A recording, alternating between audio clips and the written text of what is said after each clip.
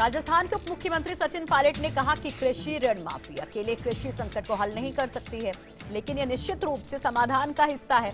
Pilot ने अपनी सरकार की प्राथमिकताओं और 2019 के लोकसभा चुनाव की योजनाओं के बारे में चर्चा की है। पेश है इकोनॉमिक टाइम्स अखबार में प्रकाशित उप मुख्यमंत्री सचिन पायलट के इंटरव्यू के कुछ अंश। सचिन पायलट ने कहा कि कांग्रेस पार्टी ही युवाओं को आगे बढ़ा सकती है। पार्टी ने मेरे जैसे युवा को डिप्टी सीएम के पद पर बिठाया है। मैं इस पर पूरा खरा उतरने का प्रयास करूंगा।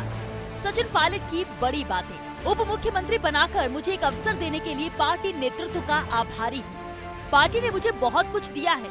मैं 26 साल की उम्र में सांसद बना, 31 साल की उम्र में केंद्र सरकार में मंत्री बना, 35 साल की उम्र में मुझे पार्टी ने प्रदेश संगठन की कमान सौंपी और पार्टी आलाकमान ने अब मुझे डिप्टी सीएम बनाया है।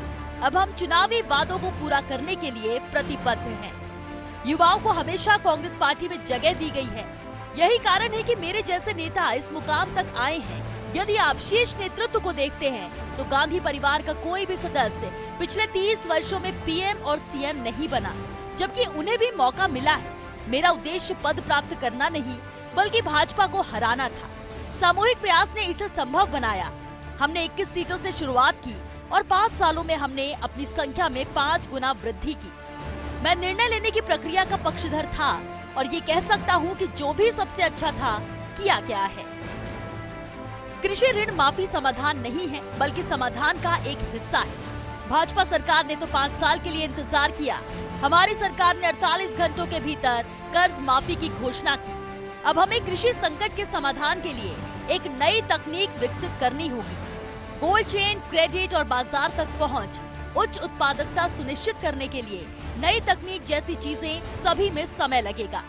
राहुल गांधी की प्राथमिकता स्पष्ट है कि हमें किसानों का समर्थन करना है। विडंबना ये है कि कुछ लोग किसानों की कर्ज माफी पर भी तरह तरह के सवाल उठा रहे हैं। राहुल गांधी की बदौलत किसान केंद्र बिंदु बन गए हैं। बीजेपी हनुमान जी और उनकी जाति को चर्चा का केंद्र बनाना चाहती है, जबकि राहुल गांधी नौकरियों, किसानों और अर्थव्यवस्था की बात करते हैं। बीजेपी हर मोर्चे पर विफल रही है। ये अच्छा है कि देश आखिरकार किसानों को देख रहा है। हमारी सरकार घोषणा पत्र में किए गए वादों को तेजी से पूरा करेगी।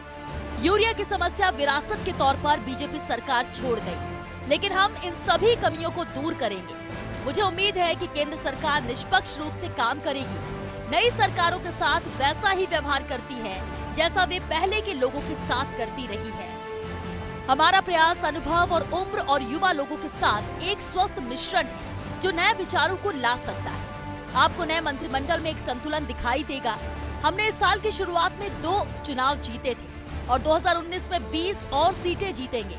हमने सिर्फ एक विधानसभा चुनाव जीता है और हम लोगों की उम्मीदों को पूरा करने के काम पर जुट गए हैं। मुझे यकीन है कि हमारे प्रदर्शन के माध्यम से लोगों का भरोसा कई गुना बढ़ जाएगा। कुल मिलाकर डिप्टी सीएम सचिन पायलट के निशाने पर विपक्षी पार्टी भाजपा रही। साथ ही उन्होंने कहा कि कांग्रेस की सरकार सभी वादों को पूरा करने का प्रयास करेगी। Bureau report, first India news, Jaipur.